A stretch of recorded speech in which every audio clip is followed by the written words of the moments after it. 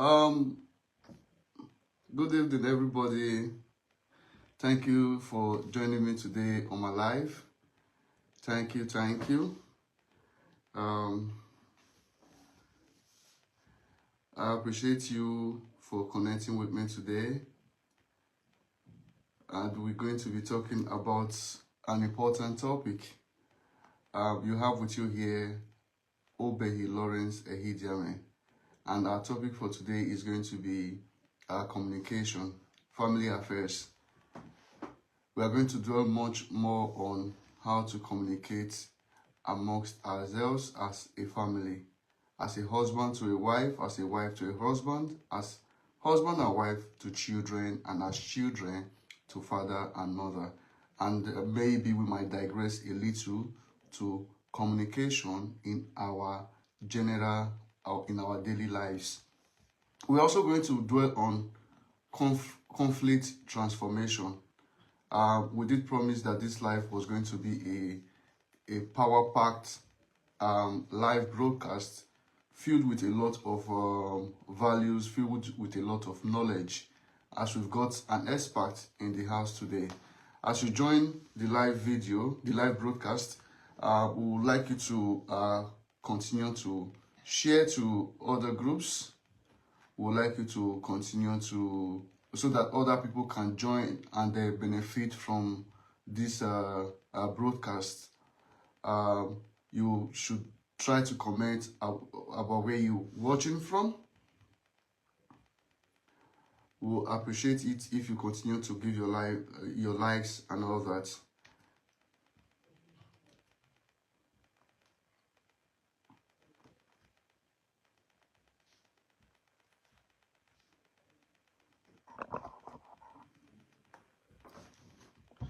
Problem it's facing.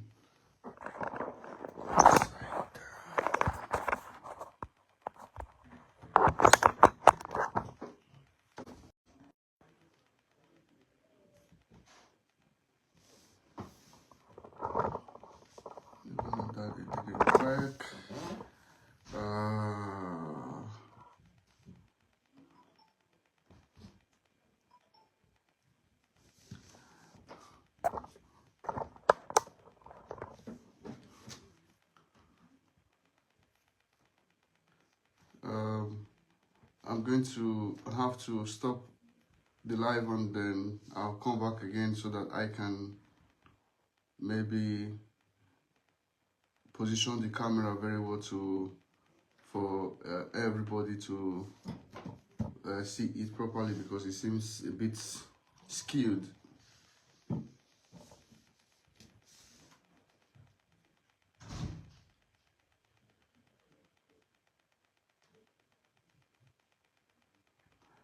Good day, thank you for joining the live.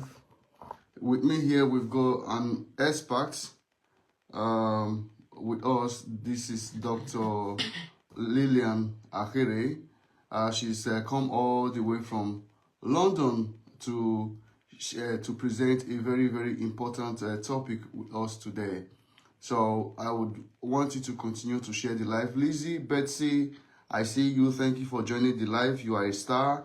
I appreciate you for always making an effort to be with us whenever we come online. Thank you very, very much, Lizzie. Why don't you continue to share the live so that others can join? We would appreciate that, and let everybody know that we have got something important to say. Dr. Lillian, you can say hello to them. Hello. Welcome to today's live.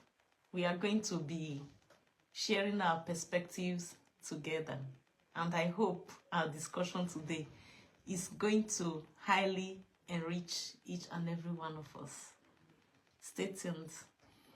Okay, Dr. Lillian, if you tell us a little bit more about yourself and your experience in peace, knowledge, in communications, and in conflict resolution, I'm sure a lot of people would like to know more about that. Okay, I have actually done a lot of research in relation to theology and religious studies, and my area of specialization is peace ethics, relationship, communication, and so on. One interesting thing to me about relationship is the importance of communication in maintaining relationship. Our life as human beings is about communication. Without communication, we won't really have stable relationship or peaceful relationships. So communication is actually at the heart of relationship. And people will be wondering, what kind of communication? Peaceful communication. Our life is about communication, as I earlier said. And what do we communicate? And how do we communicate? These are the things we will be unpacking in this live broadcast. Thank you very much, Dr. Lillian. I quite appreciate that insight, because one of the major, as we all know, one of the major problems we have in marriages especially is communication. Outside marriage, in our workplaces, a lot of people have problems with the way our bosses communicate with us. People who, they tend to lord over us with the way they communicate. Sometimes they don't do it knowingly. They don't even know they are doing it. They don't even know that they've spoken to you in a way that you don't like. And it affects, it has a very, very strong impact on your mental health. So that's why we've come today to dwell on communication and how to transform conflicts in any kind of relationship you have. Is it your marital relationship?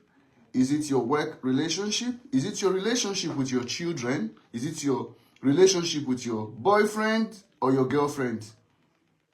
So these are the things we are going to be talking about today. So for us to know that you are with us, we would like you to say hello on the chat box. We would like you to share this video. We would like you to send your likes so that we can see those that have joined this show today.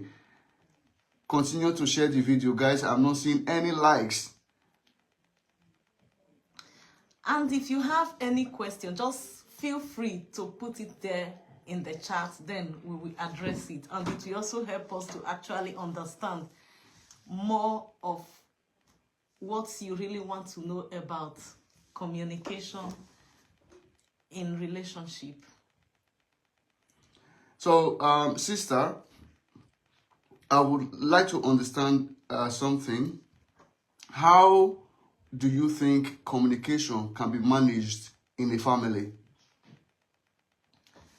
Okay, first of all, when we think of communication, what do we communicate? As I earlier said, our needs. We are human beings that are motivated by needs. Whatsoever a human being does is an attempt to meet needs. And need is what motivates us. Some people may call it interest and so on. So where we have conflict is how we communicate our needs to others. Even behavior, all kinds of behaviors are attempts to meet needs. For example, if somebody is behaving funny, or somebody a husband raising the wife towards his voice towards the wife, or the wife raising the voice towards the husband, that person is trying to communicate a need.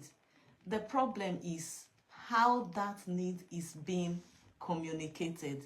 That need is being communicated using a high tone that can create disconnection.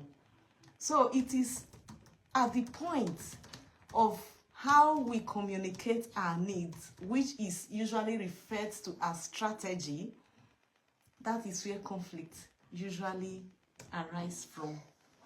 So in family, among husband and wife, when they are having conflict, it's coming as a result of the strategy each person, either the man or the woman, is trying to use communicate his or her needs. Because we are not aware, or we have not actually come to that consciousness that this person is trying to communicate a need, we cannot really go beyond the behavior or the particular words the person is using to go deeper to understand what is this need this person is trying to communicate. So awareness of the fact that we are motivated by our needs, and also that people communicate their needs through their behavior, will help us to learn to look beyond the action, to go deeper to understand what message is this person trying to communicate to me, even no matter how the person communicates it. It requires developing some skills, which we are going to be sharing with you today in this live. Thank you very much, Dr. Ehidiame. I really appreciate that brilliant input in this discourse. I don't know if anybody's got any specific question that they would want my sister here to answer, because there are a lot of things we do in our daily lives. There are a lot of communication error that we make, that we don't even know that we are trying to communicate violently towards another individual. So if you've got any question, feel free to ask. If you want us to bring you on to directly interact with us, make just signify your interest, and we'll add you onto the live so that you can interact directly in this discourse. So sister has said a lot of things about communication and how it leads to conflicts. And believe you me, this is one of the reasons why there is a high rate of divorce in the society. So whatever question you have, bring it on, because we've got an expert in peacekeeping, in peaceful resolution, in non-violent communication, and this expert will answer all your questions. I see a question here from Lizzie. Lizzie, thanks for this interesting question. How will you communicate with someone that always gives you deaf ears when you try to communicate with them orally? Verbally. Yeah, go on. Yeah.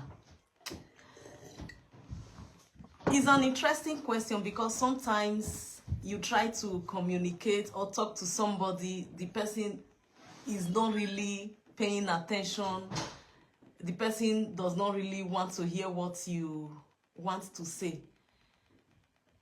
First of all, again, as I said earlier, it requires some skills. It requires connection, because that person has a reason of not really wanting to pay attention to what you are saying.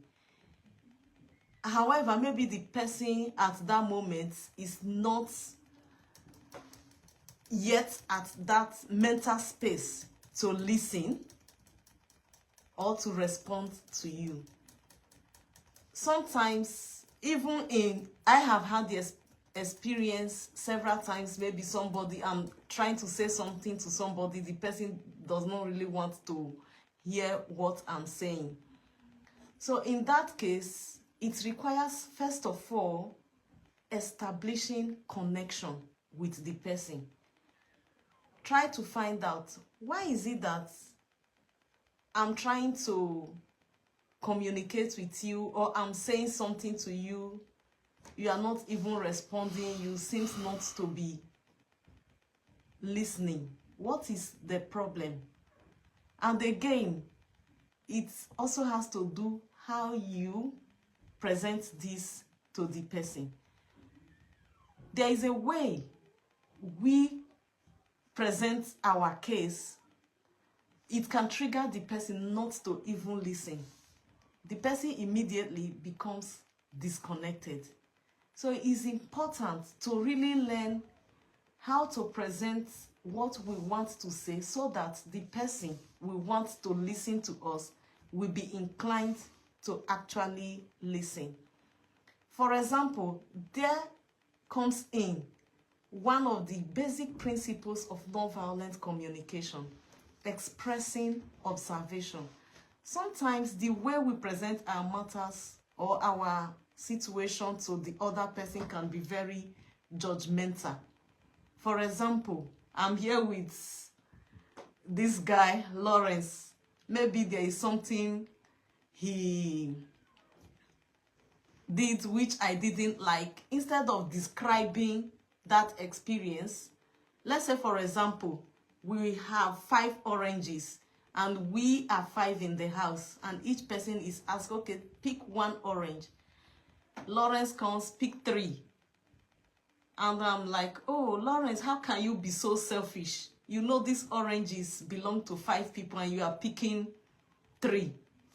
Where do you expect the other 4 persons to get their own share of the orange? Instead of describing, oh, Lawrence, I noticed you picked 3 oranges. I'm wondering why you decided to pick 3. I will say, oh, Lawrence, you are very selfish. When I use the word selfish, immediately he can get disconnected from whatsoever I'm trying to say to him. That can lead to conflict. But if I say, I noticed you picked 3 oranges. I'm wondering why you picked 3. Remember, it's for 5 persons. He is likely to explain, I have some friends around, I want to give the remaining 2 to. Why I will take 1. So you discover that the way I presented it is different from just pronouncing judgment, telling him he is selfish. But if I describe it using observation language, I am likely to get him to listen to me and we can dialogue about his action. So when somebody is not really inclined to listen to what I'm saying, then I need to check the strategy I'm using to communicate what I am trying to communicate to that person. I hope I have answered this person's question. If this is not clear, I can explain again. So, thank you very much, Dr. Lillian. I quite appreciate your insight into that question. So, in simple terms, what you're trying to explain is that the manner of approach in communication matters a lot, and sometimes, like you said, something about observation. You have to before you confront a situation. I think it's also right for you to observe. It's also right for you to observe the person's countenance as well, so that you can let it pass in the meantime and then address the issue later when the person is in a better mood. I don't know if that's right, Doctor. Yeah, the person just asked. Lizzie have also asked another question. Thank you very much, Palima. What if it keeps reoccurring each time you try talking to them after looking for the perfect time never comes? Well, if I have tried several times to really talk to the person and there is no space for me to really communicate what I want to communicate to the person, I will give myself empathy. When I say giving myself empathy, I mean I will first of all connect with my own need. Why do I really want to connect with this person, to communicate this thing to this person? I'll try and get in touch with my need. Maybe need for connection, need for shared reality, or need for collaboration. If I connect with my own needs, that again will help me to keep making effort, because for me, that is a need. It is my need. If the person is not inclined to listen, then I can give the person space for some time. And at the same time, after connecting with my own needs, I will also try to guess what could be the need of this person. Is it that this person needs space for some time, or is it that this person just for now is not yet there to listen to what I want to say? So if I try to guess the person's needs, I will give the person space for some time, connect with my needs, and I will not take it personally that this person is not willing to listen. I will not take it as, oh, this person hates me, or this person is a troublemaker. That person's action of not wanting to listen is also a strategy for that person to meet his or her own need. When somebody says no to me, the person is saying yes to his or her own need. At this point, I will give the person space and stay connected to my need for connection, collaboration, and maintain good spirits. I think one day, I can approach the person. Please, do you have some time? There's something I really want to discuss with you. Just let me know when you are willing to listen. If I present this kind of request to the person, I think one day the person may make out time to listen to what I'm saying. I'm wondering if this answered your question, Lizzie. Okay, thank you, Dr. Lillian, once again for a beautiful insight into that question. We appreciate questions from everybody who's listening to this live broadcast. We're talking about communications. We are still on the family affairs series. We're mainly dwelling on communication in marriage, communication between two people, communication between husband and father, communication between a husband and wife, communication between a son and father and mother, the communication between children, and then digressing a little bit from family affair, your daily communications with others. That conductor that you met in the bus that is speaking to you rudely, how do you deal with that communication? That person who's beat the traffic light and nearly caused you an accident, how do you deal with such communication? How do you communicate in that situation, sister? Okay. In our everyday life, we meet people from the time we wake up from our beds, even till the time we go to bed. Communication starts even with my own self.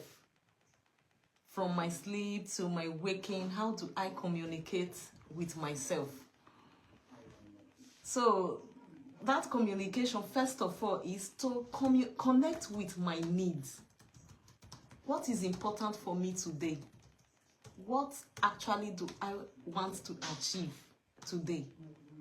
So when I'm able to connect with myself and identify these needs, that is where my communication began from. So from there, these are the things that prompt my actions during the day. As we continue to move, we have different experience, we meet different people, and so on. So when we meet people, whatsoever action they perform, they are just saying two things. Please help me to meet my needs, and thank you for helping me to meet my needs. So when people act, no matter how they acted, they are trying to meet one need or the other. So you gave an example of maybe the conductor you meet in the bus each day, or the people you meet in your place of work. Any of them that is performing an action is trying to responds to a need, his or her own need. Where the problem comes from is the strategy, how that person is communicating that need to other. But as somebody who really wants to live peacefully, maintain good relationship with people and with my own self, I need to acquire the skills of how to handle all these things that I encounter each day. Again, that is where we bring in the basic principles of nonviolent communication. Describing your experiences, looking at if you have an experience or somebody behaves, you try to understand what is the need behind this person's behavior. What is the need behind this person's action?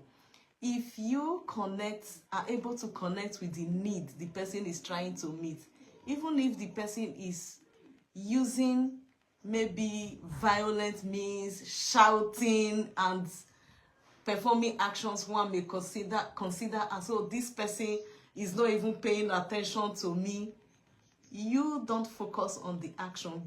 Because when you are able to really know people act from the energy of their needs, you are inclined to look at, why is this person doing this? Maybe this person needs attention, recognition, support, connection, and so on. So, in a nutshell, when we are able to go beyond people's behavior to connect with the needs underneath their behavior, we are likely to act more connectedly and also be able to empathize with them and be compassionate to even the behavior we can consider as ugly behavior. So, thank you, sister. So, in this instance now, it's like you saying, before you act, you try to take to reason back, to look back at the circumstances that are surrounding the events that led to the outburst, right?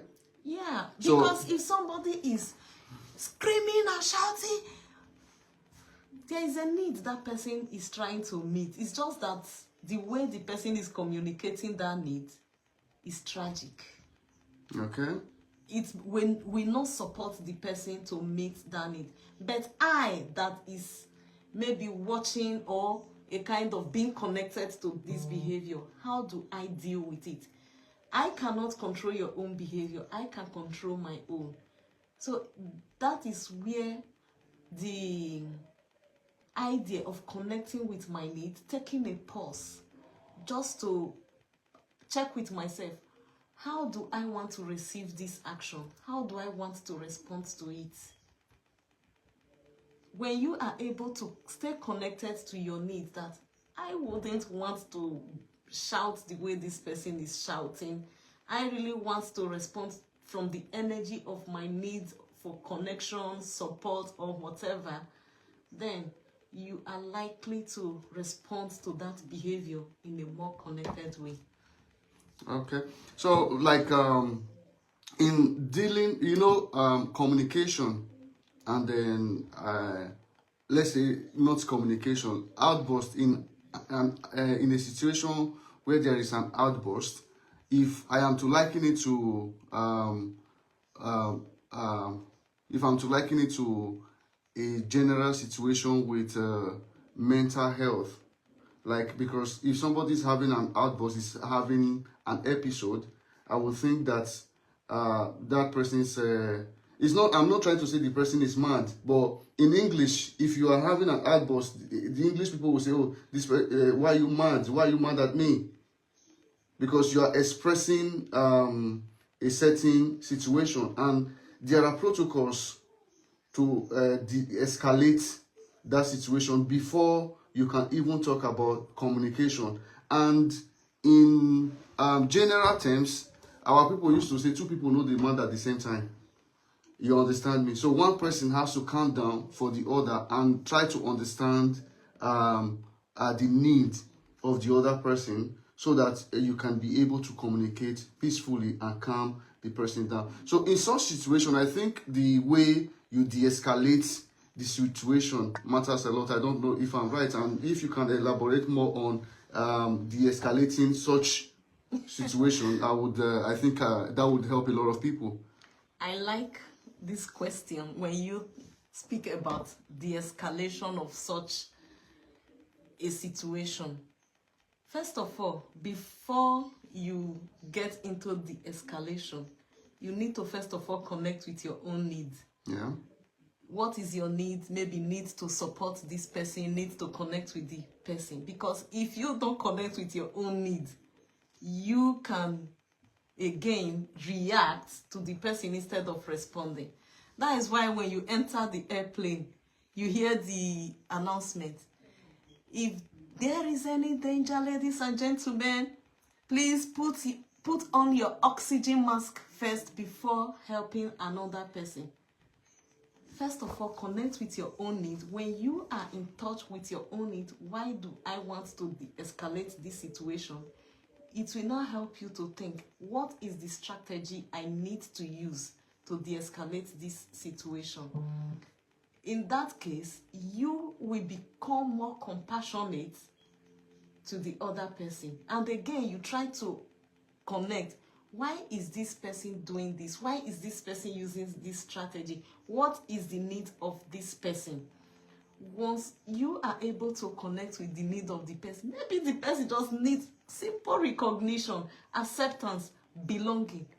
That will now help you to say, okay, guy, calm down, let's talk. When the person is expecting you to shout along with him or her, but you just come and say, calm down, let's talk. Immediately, the person will be surprised. Despite my shouting, this person is telling me to calm down and is even approaching me with compassion. So, for with love, stony heart will bleed.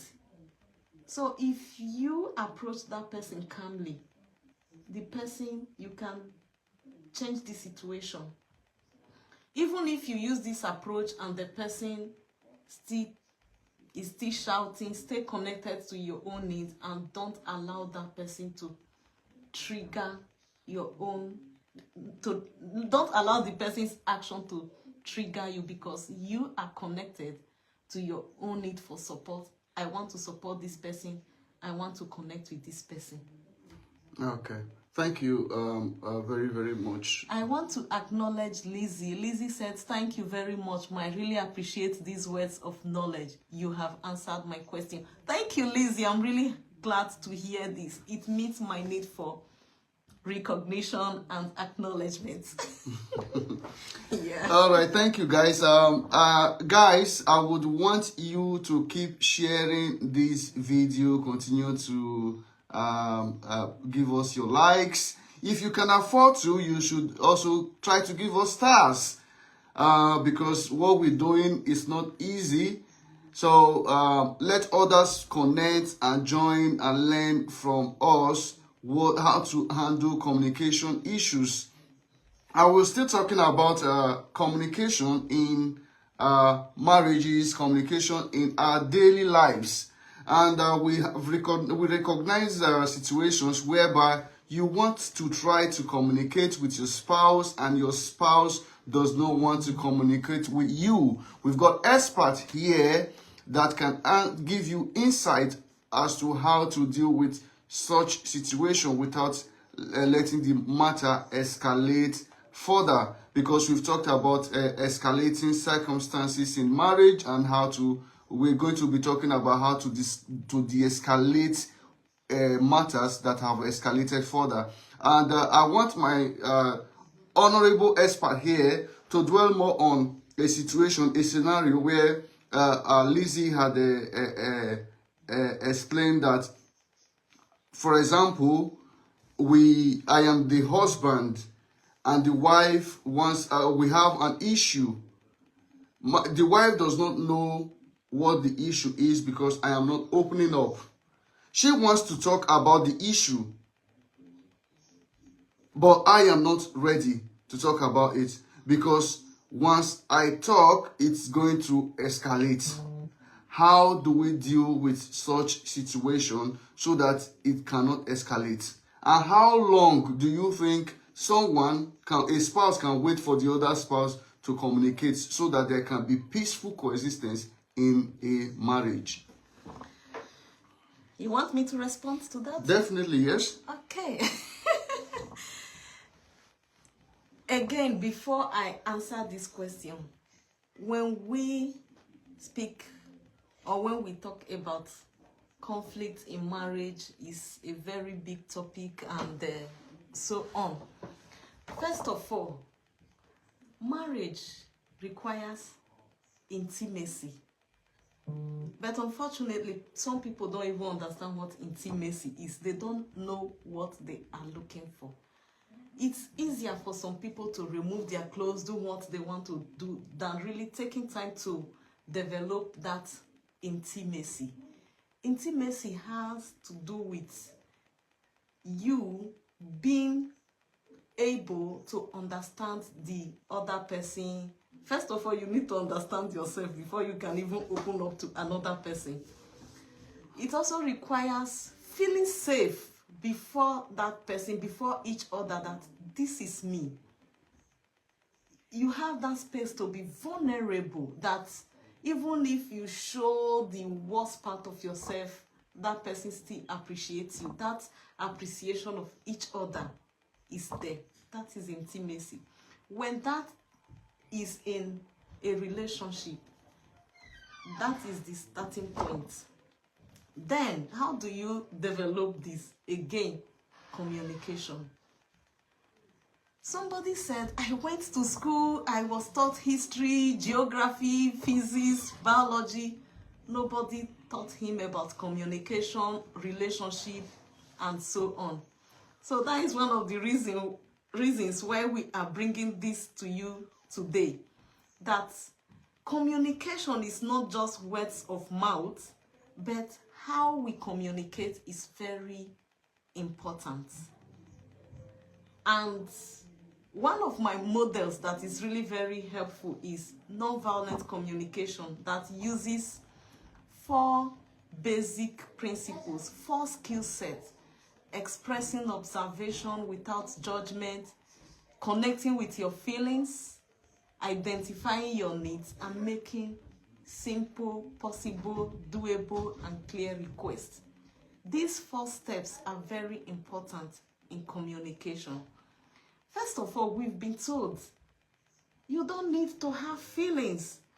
You are angry, somebody will ask you, why are you angry? You are not supposed to be angry. But as a human being, feeling is just part of us, because it is feelings that help us to understand our needs. Feelings are messengers. They are just telling us, you need this, you need this, you need this. If I am angry, it could be that I am having need for connection, need for respect, need for support. It could be any need behind that my anger. But because people are not aware that feelings point them to their need, they are not able even to connect the two together. So in a relationship where one is not willing to communicate, the person is,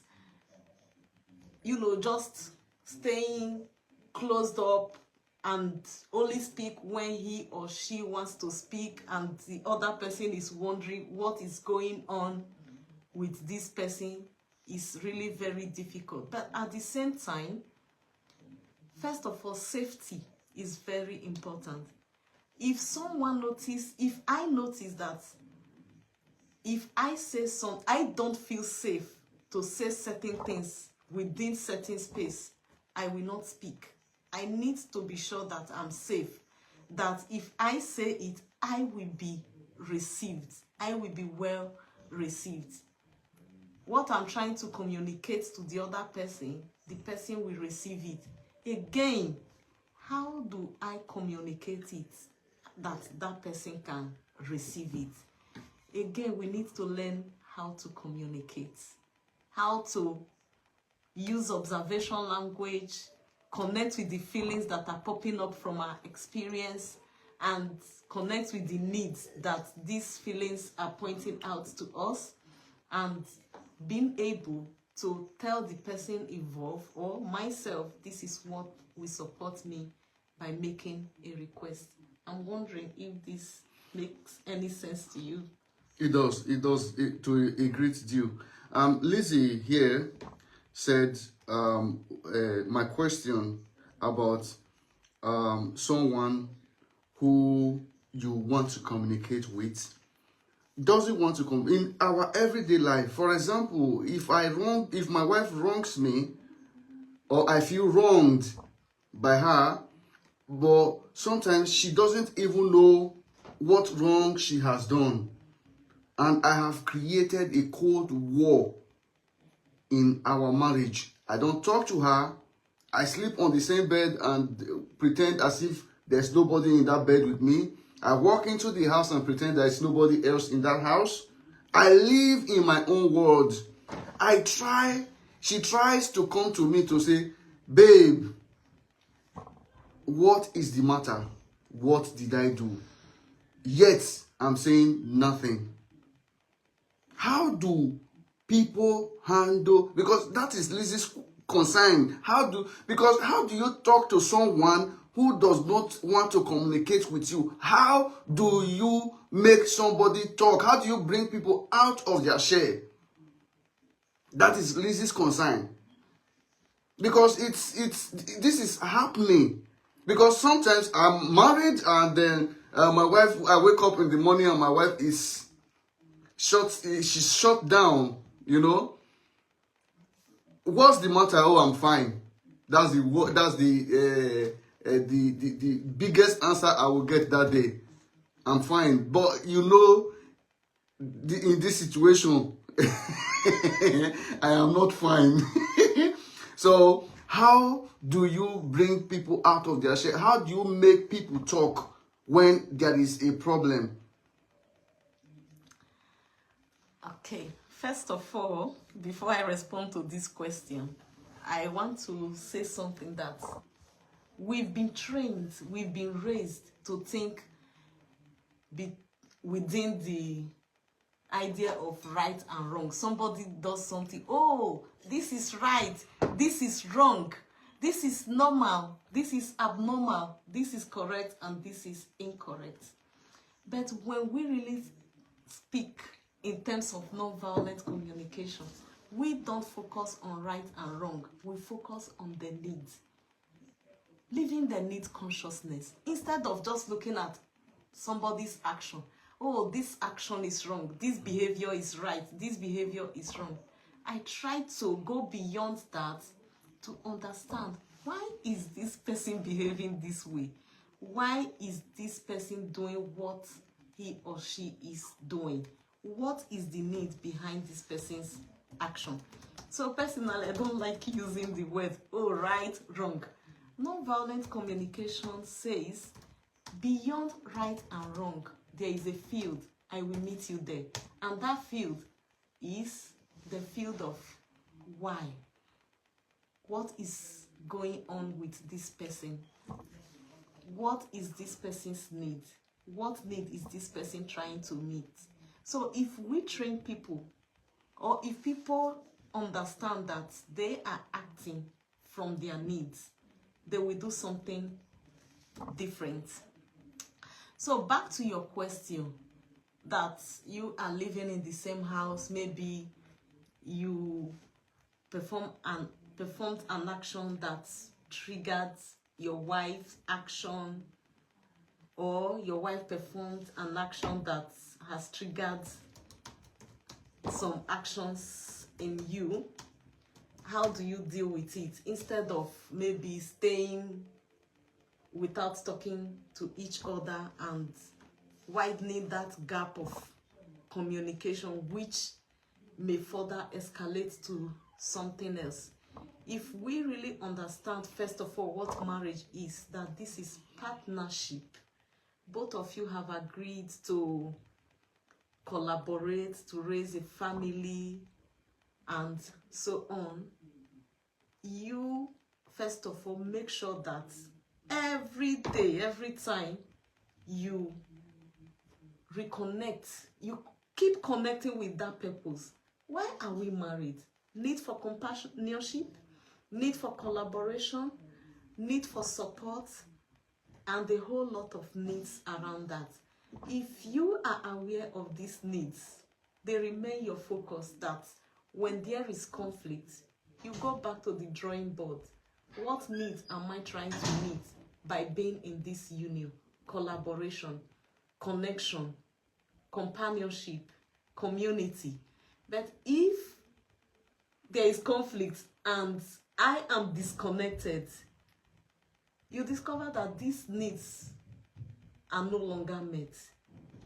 But they are important for you. How do I reconnect with these needs? How do I go back and make sure that these needs are being met for me? So in this situation, when you are connected to these needs, you are more likely to let go of what has happened and get into dialogue. But before that, you need to engage in self-empathy. How do you engage in self-empathy? Again, put on your oxygen mask first before helping another person. Look at the experience, what actually happened, without judging. Oh, my wife is wrong in this way. I'm talking about your wife because you are the husband I'm here with. Okay. My wife performed this action. What actually? Okay, I just use concrete example. Oh, this morning I was in a hurry. I wanted my wife to help me to at least prepare the children for school, even though it's my turn to prepare the children, but she didn't want to do it. That was what happened.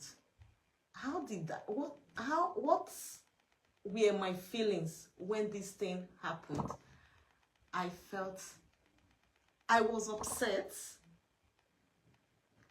irritated, and what needs is this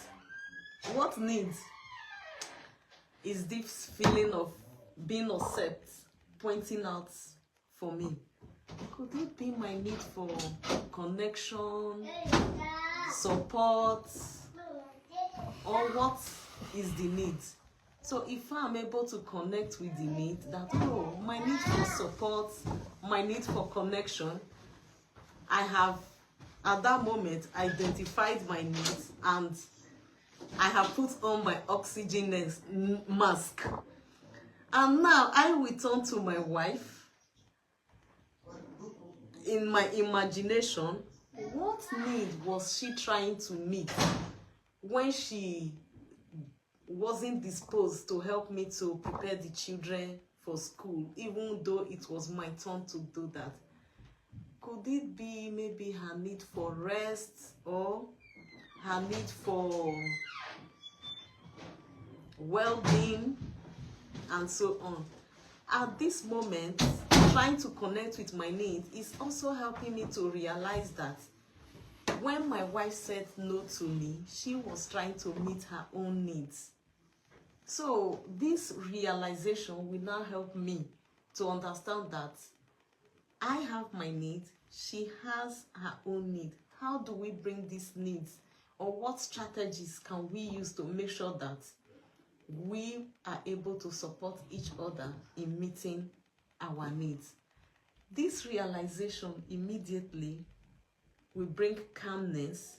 I am more likely, or you are more likely now, to approach your wife and say, okay, let's talk about what happened this morning.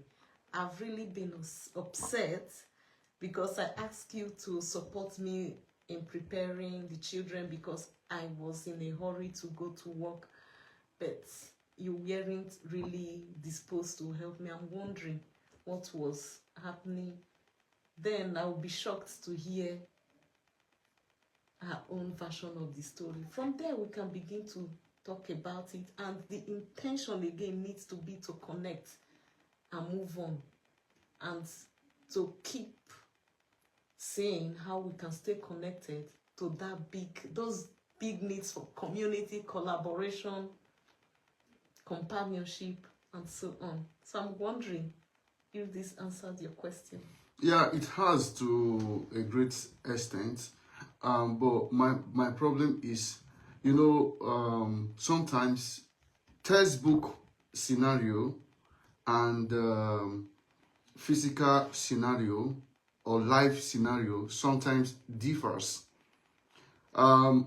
Before I'll go further, Lizzie dropped 2 questions on the chat box.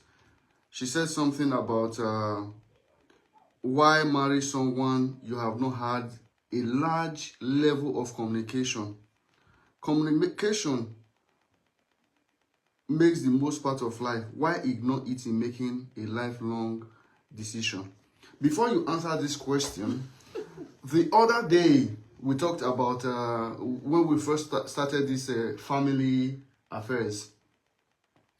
A friend of mine, we were talking, and then he talked about vision in marriage. Even if I didn't quite understand him, if I will borrow a cue from my own misunderstanding of the communication we had that day, is that in life, we tend to impose our vision on our spouse without even asking if this aligns with their own vision. You get what I'm saying? We tend to impose our values into our spouse's values without even asking if it also meets their needs. Then on the long run, we fail to discuss, we fail to communicate about things. Sometimes maybe due to desperation. For example, I'm talking from the standpoint of a man. If a woman is desperate to marry because of pressure from parents, because of pressure from friends and all that, and then a man comes, they don't focus on communication at that point. They just tend to agree without reading the terms and conditions of the relationship. They just agree to everything. And then there is no communication, there is no guidelines, nothing. I just want to be married. Whatsoever you say goes. Then, on the long run, there is now a need to express your vision. There is not a need to express your value, because things are going in a certain way which does not align with your principle. And you didn't bother in the first instance to even discuss this thing at the start of the relationship. There was no communication. Because you were basically carried away by emotions, by love or everything, by your want, you refused to talk about your needs. So these things are foundational error that sometimes I don't know if it's difficult to correct, because of a general saying that says it is hard to teach an old dog new habits. So that, I think, is what Lizzie's problem is. Getting the other person to start doing things that they've not been doing. Because some people, when they communicate, it further escalates the situation. Instead of instead of bringing peaceful resolution in the conflict, it destroys the conflict better. So they tend to mask it, to cement it, and bury it, and don't talk about it. But does that solve the situation?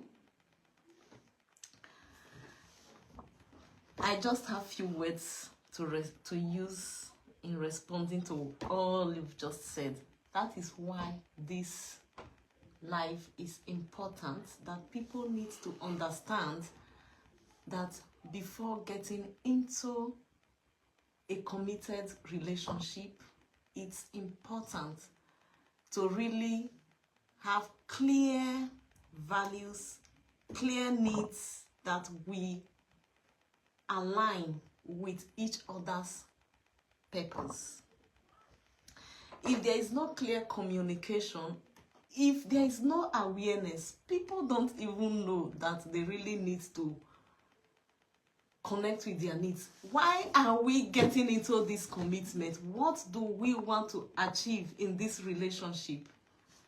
So it's very important. That is why it's my duty and your duty and the duty of everyone participating in this life to share with others what we've learned, our experiences about communication and relationship. So Lizzie said, then why marry someone you have not had a large level of communication? Communication makes the most part of life. Why ignore it in making a lifelong decision? Just as Lawrence has already explained, that sometimes people don't even know awareness. Awareness is not there. So if people really understand, I didn't understand initially that, oh, communication is what actually life is about, until I came to that awareness, that consciousness that for a relationship to thrive, communication is the key. And when we even think about communication, we have verbal, we have non-verbal. There is a saying that 60% of what is going on within us is not even communicated outside. And again, when we are communicating with people, it's important to even focus on the person, because when your attention is on the person you are communicating with, you are able to even understand the person better, because your attention is there on the body language. Because the body language may be saying a different thing, and what is coming out from the person's mouth may be different. So even attention is very important in communication. So Lizzie, awareness. People need to be aware of the importance of communication in maintaining healthy relationship. Then another thing here, a typical African man will never communicate with his wife or spouse because of the boss to subordinate kind of communication that they have established. How can you get this kind of man to talk? I really feel sad about this, because I know it's something that is obvious from the culture we are coming from. I think, again, creating the awareness that communication is important. It's not just all about keeping a woman in the house or keeping a man in the house. Marriage is something very big. It's not about just producing children or whatever. The aims of marriage: companionship, community, collaboration. If there is no communication, this enterprise will collapse. So people need to understand the importance of communication in marriage. Definitely. And not just communication, peaceful communication, having that respect and appreciation for each other, the dignity of the human person, that I am created in God's image and likeness, the same way the other person is created in God's image and likeness. So God created man and woman, they are equal. So for me, for someone to be feeling I'm the boss, you are the lesser one, you need to listen to me. For me, that does not really promote healthy relationship. We just, the husband and wife needs to understand each other as partners in that relationship. As co-equal. Co-equal, co-creator. Yeah. collaborators. Yeah. Not- Co-collaborators. Not as boss and what is the opposite of subordinates. and subordinates. Yeah. Yeah, that's very interesting. You see, one thing is that some men, African men, will say, I dey talk to you now. I dey talk to you. Which one be say we know they communicate? Is communication a one-way thing? Oh no. It's supposed to be you talk, I listen. I talk, you listen. Even Right? the aspect of speaking and listening, when I am listening, I'm not even supposed to just be listening to the words. Your words are communicating your needs to me. My duty as a listener is to keep listening to the needs behind The talk. what you are saying. Yeah. Like we are here together having this exchange. Having a synergistic Yeah. relationship, like meeting each other halfway, and then some couples, they've communicated to the extent that they finish each other's statements. They know the needs of one another. You don't even need a pastor to interfere to be able to communicate in your marriage if you know the basic principle of communication. Because some people will say the woman rapper mentality, that a man that listens to the wife is a woman rapper. Is that the case? No. Because a lot of people have problems in their homes. They don't want you to have peace in your home. So they come with all sorts and manner of things to say about women, that when you listen to your wife, you are a woman rapper. Please wait, hold on. What you are saying now, I have a lot of compassion for such men, because they are acting from the way they have been raised. Socialization. They are speaking from the reality they were in which they were raised. That is the reason again we need to support these people with this kind of program, to understand that life is not that way. There is nothing like woman rapper. It's about communication and relationship. It's just quite unfortunate that some people will spend their whole life on earth without understanding the importance of connecting with their needs. It's very important to live from the consciousness of your need, to live from the energy of your need. What is my need? What is important for me? If you allow this to define your daily life, you will make more progress in life, because you know what you are looking for, and you know the positive and really reliable strategies that will help you to meet those needs. Okay. If I have something that I wanted to say before I ask my next question. A lot of women have a problem with getting their men to communicate a situation with them. But that communication is not happening. The women are not happy. The men are not happy. In those marriages, there is no happiness. No. The men don't even come home anymore when the women are awake. They stay away from the house because there's no happiness. So how do you get yourself out of that situation, so that there can be a transformation in the marriage, so that there can be happiness in that home? Let me ask you first. Okay. What do you think could lead to such a situation? Sometimes peer pressure, pride.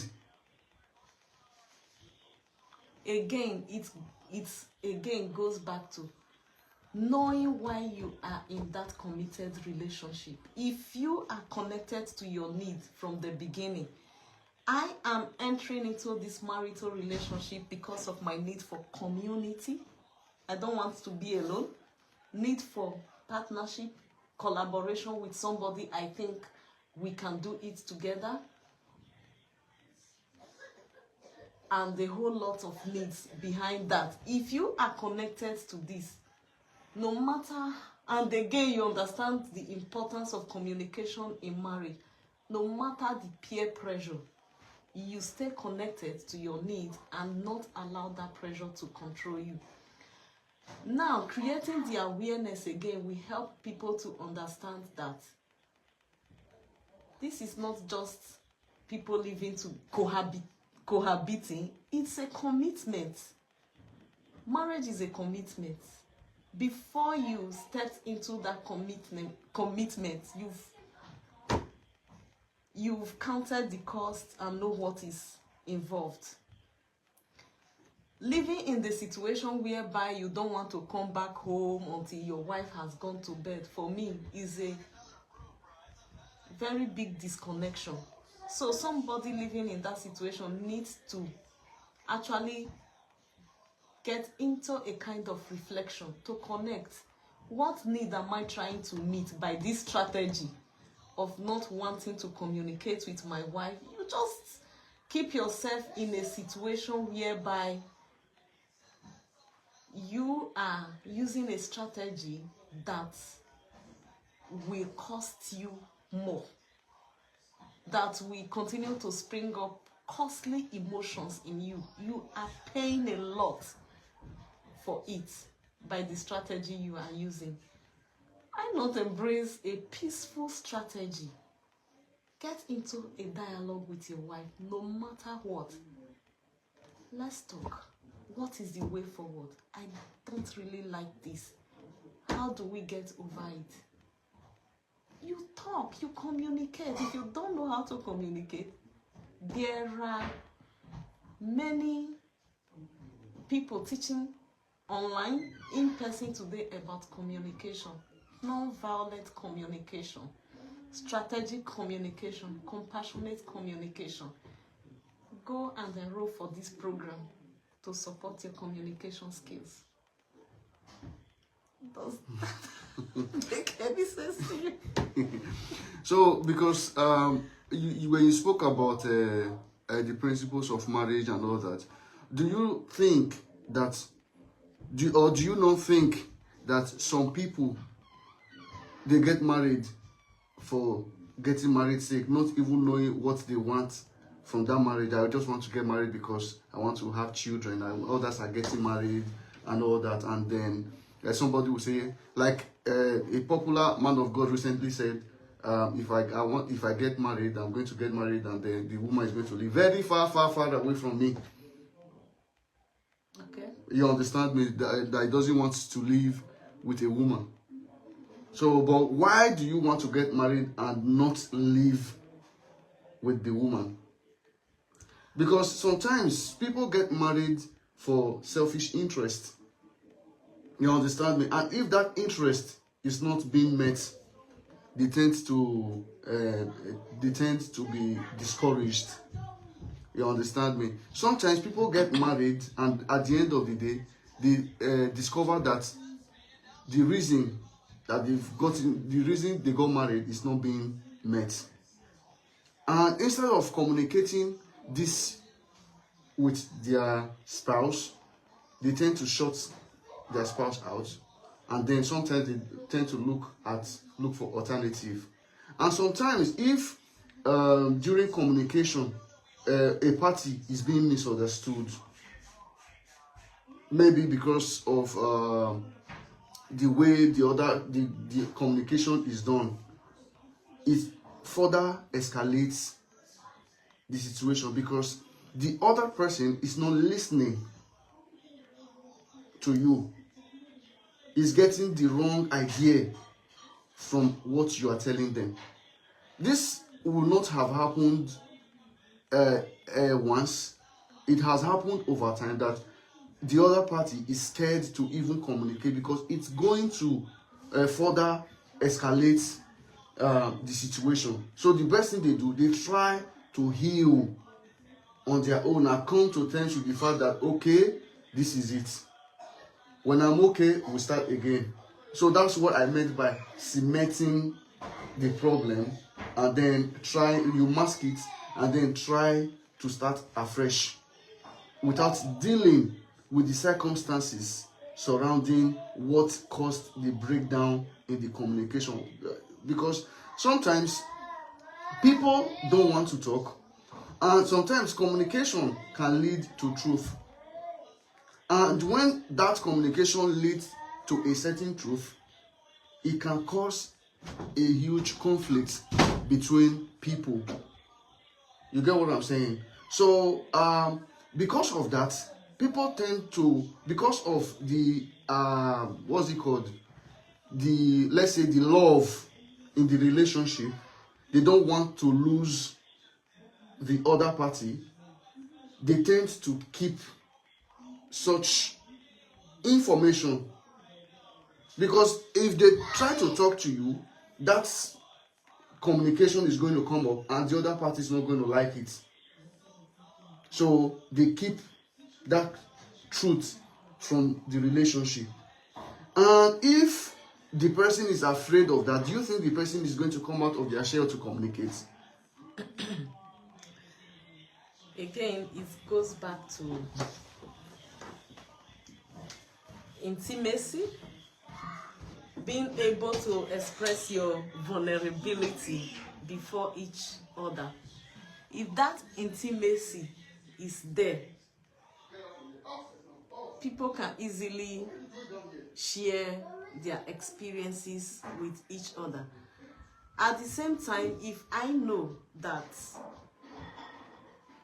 saying certain thing, maybe if I have a husband and I know there are certain things I may say to him and it will lead to serious disconnection, I will look for a way to deal with it, because it will not do me any good going to say things that will lead to further disconnection.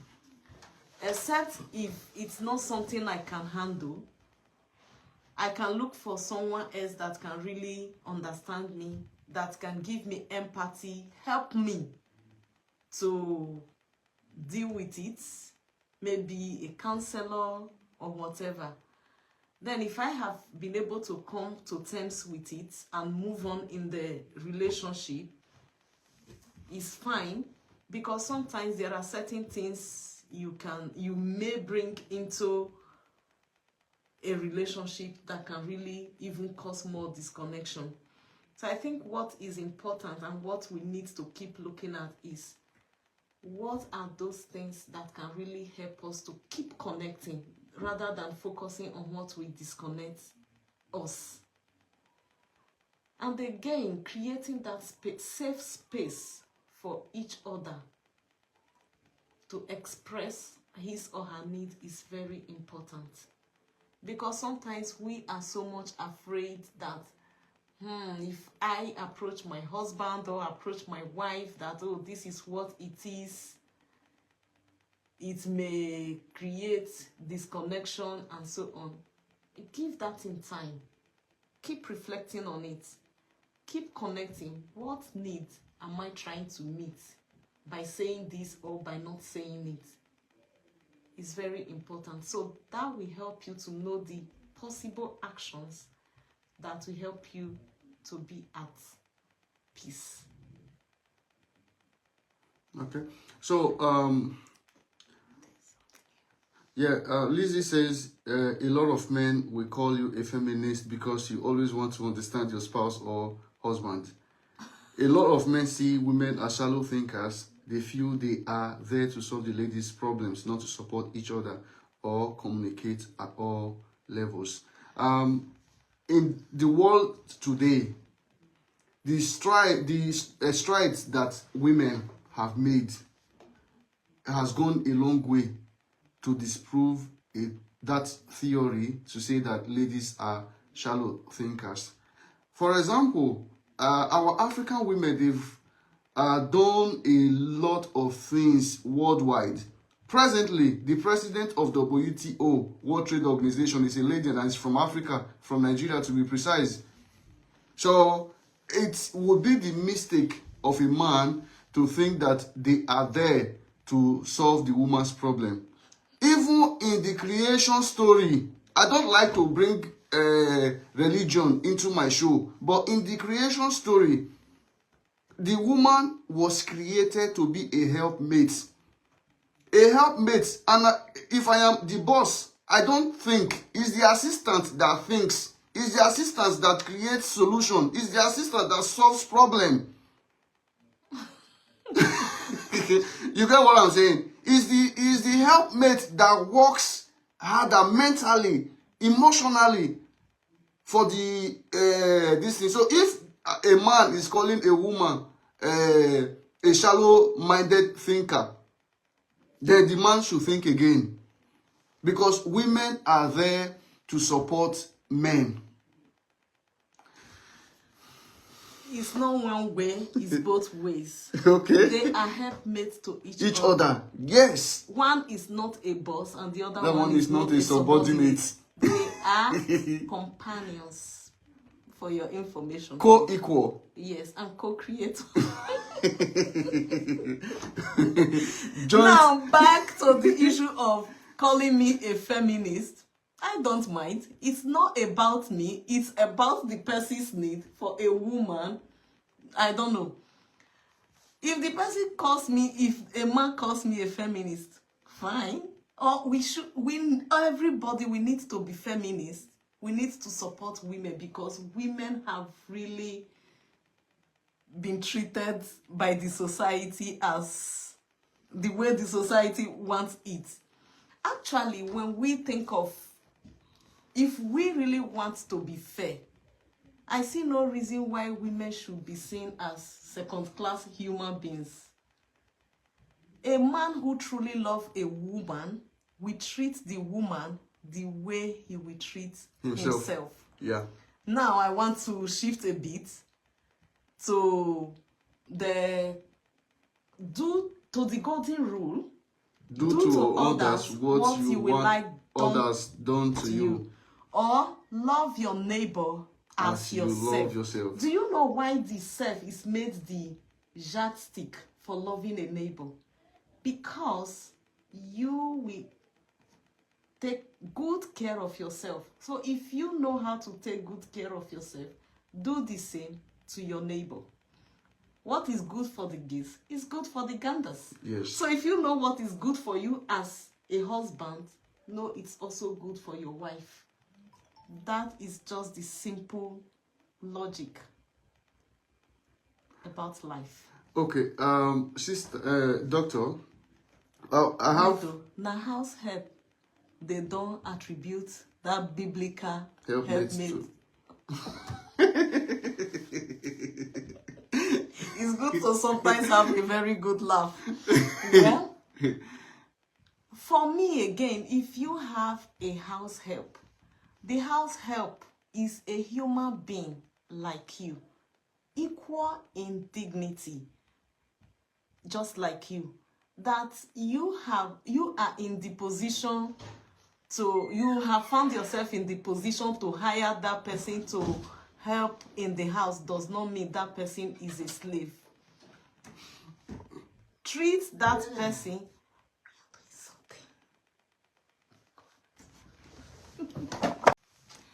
So the house help is also a human being.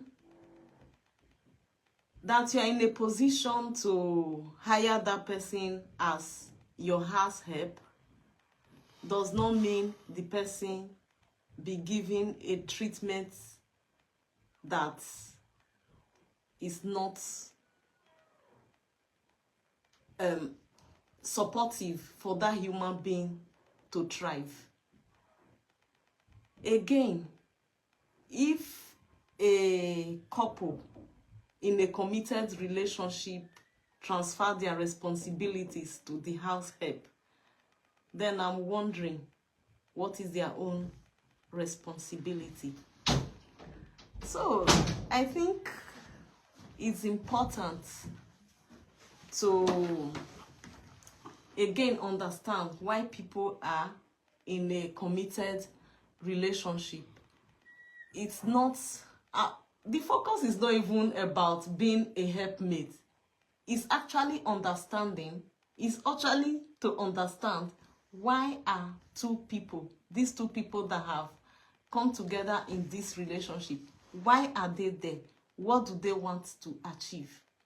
I think that is what is important. And how do they want to achieve their communication in achieving their need for, or how do they want to manage their communication to achieve their need for companionship, collaboration, community, support, and so on. Thank you very much for that wonderful insight. To conclude this broadcast today, there are sometimes some spiritual factors that can be attributed to a breakdown in communication, because some people listen to I'll come to Lizzie's comment. Some people attribute some spiritual needs to why there is a breakdown in communication, because if somebody visits Babalawo today and then the Babalawo says, oh, your wife is your problem, and the person comes back home and then starts acting out and all that, or the person goes to a pastor and the pastor tells the wife, oh, your husband is your problem, and they start acting out. How do you get yourself out of such situation so that the man can actually discuss his problems with you, and then you people can tell each other how you are each other's problem and how you can be each other's solution at the same time? Because external factors help to act as breakdown in communication needs. I really I was laughing when you started mentioning Babalawo or pastor saying your wife is the problem. My goodness. For me, where is that in a marital relationship, going to consult oracle or pastor? Where are they getting their inspiration from? I'm just asking my question because sometimes people say, oh, God is speaking to me. Really? My brother or my sister or my friend, nobody can solve your problem for you or tell you that, oh, it is this person. It's like transferring your responsibility to something external. If there is a breakdown in communication in your relationship, you in that relationship have the responsibility to restore or to transform that relationship. Just as Lawrence earlier said, not something external. If you must need an external person, it has to be a mediator who have the skills to support both of you to reconnect to your needs and then transform the conflict. When people say, oh, I need to go and consult a pastor or whoever, in short, that is another big topic of its own, not part of this. I think we will find time to pay attention to that. So, in conclusion, I would like us to talk about shortly, briefly, how are parents supposed to communicate with their children? How are you supposed to know the needs of your children? When your children have done something wrong, how do you communicate with them to make them understand that what they have done is not proper? And how do you communicate what needs to be done or what is supposed to be done to those children? Do you need to settle it with physical fights by hitting them, does the case of sparing the rod and spoiling the child comes into application? I don't know if a doctor can dwell on communication between parents and children when they've done something wrong. Well, communication with children is not only when they perform actions that are not in alignment with our values. Communication in the family is between parents and children, whether when things are going on the way we want and the way we do not want. Again, communication is very important to keep the family relationship together. When our children behave or when they perform any action, they are also communicating their needs. Our duty as parents is to understand, connect what needs is my daughter or my son trying to meet with this particular behavior, because they are just using the strategies they know. Sometimes they can really use strategies that we can question to meet those needs. Our duty as parents is to engage with them. What is going on? Talk to me. How can I support you? What is your need? But again, because we've been trained to spare the rod and spoil the child. A child does something, you carry the rod.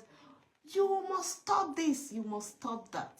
It doesn't really work. Sometimes they may be afraid of you, but that connection is not there. You don't understand what they need, why they are doing what they are doing, and that behavior will keep reoccurring.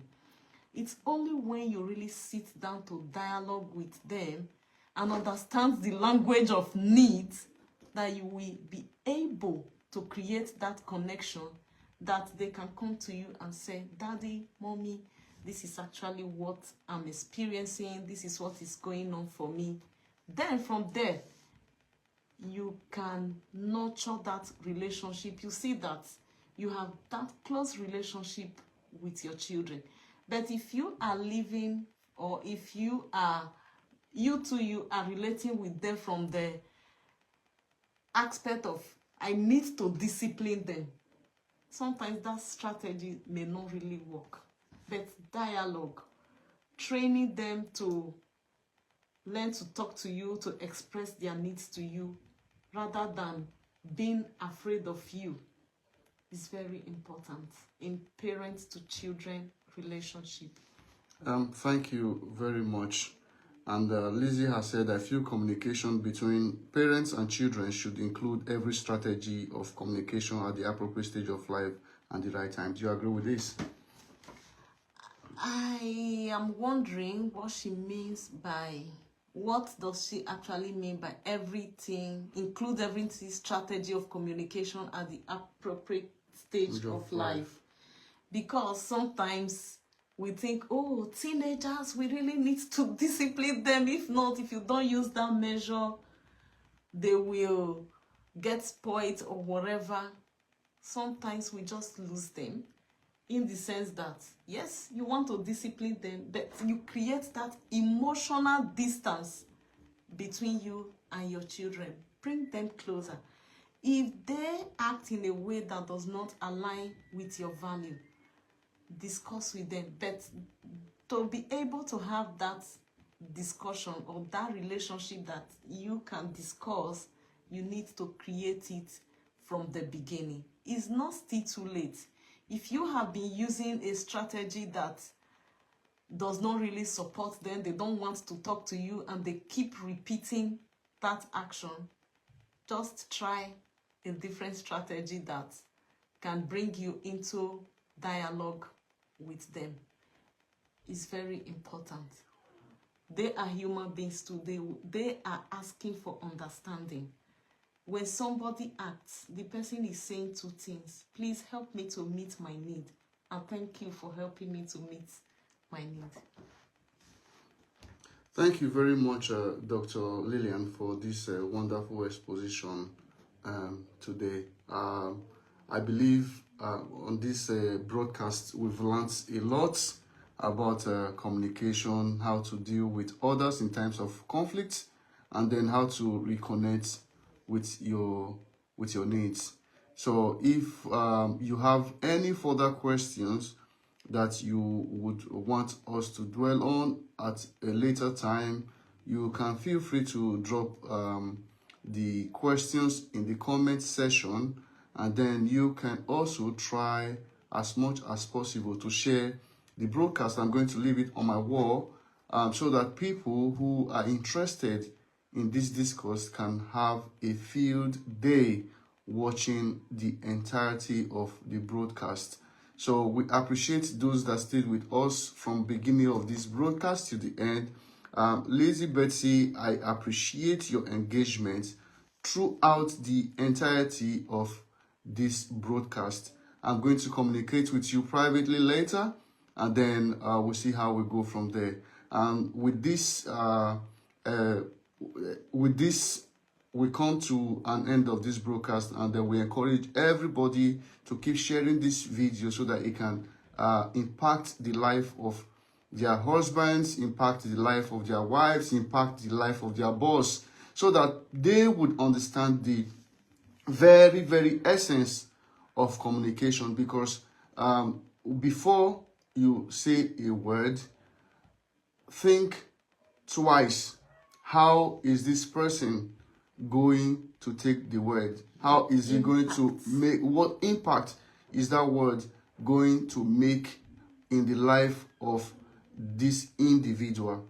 So we appreciate all your effort. Thank you for joining us today, and look forward to having more knowledge-packed expositions in the forthcoming live sessions. Thank you all for joining us. Have a great day. Bye. Bye.